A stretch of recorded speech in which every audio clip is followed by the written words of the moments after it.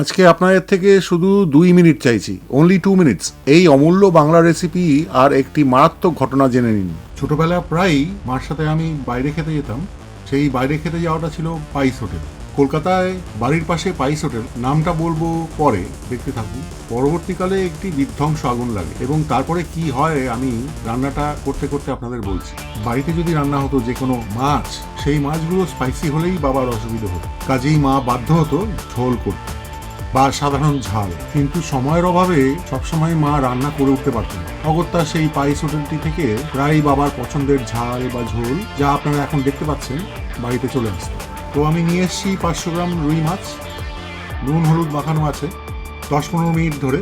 আর বাকি ইনগ্রিডিয়েন্টসগুলো দেখার আগে বলি, না ভূত টুতের এখানে কোনো কারবার নেই। সেই পাইস হোটেলের রাঁধুনি নিমাইদা রুই মাছের কোনো একটা প্রিপারেশন প্রায় সময়ই এসে আমাদের বাড়িতে পৌঁছে দিত। তো এই নিমাইদার কাছ থেকেই মা এবং পরে মার থেকে আমি এই রান্নার পদ্ধতিটা শিখে নিয়েছি। খুবই সোজা, তবে একটা ট্রিক আছে, সেটা হলো হলুদ গুঁড়ো, লঙ্কা গুঁড়ো, ধনে, জিরে, আদা, নুন আর টমেটো একসাথে আগে বেটে নিতে হবে। এছাড়া আছে বটবটি, ধুয়ে কেটে রাখা, ঝিঙে আর ডালের বড়ি, এগুলো আলাদা করে রেখে দিয়েছি। মাছগুলো চট করে একে একে ভেজে উঠিয়ে রাখছি। তো নিমাইদা নাকি গ্যাস খুলে আসার দরুন পাইস হোটেল দিতে আগুন লাগে। দেখতে থাকুন, ঘটনাটা বলছি। তারপর সেই একই গরম তেলে বটবটি আর বড়ি ভেজে আগে ভাগে বড়ি উঠিয়ে নিলাম, না হলে শক্ত হয়ে যাবে।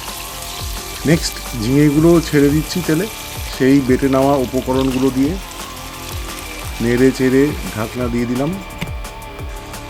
সবজি অর্ধেক সেদ্ধ হয়ে গেলে পরিমাণ মতো জল ঢেলে একে একে ভেজে রাখা মাছগুলো ছাড়ছি।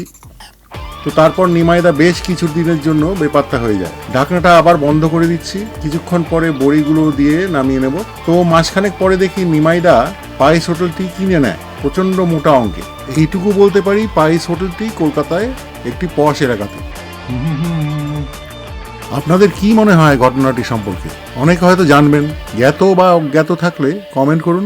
আর হ্যাঁ, লাইক করতে ভুলবেন না। বানিয়ে খেয়ে দেখুন, গরমকালে খুব পুষ্টিকর এই ঝিঙে বড়ি রুই।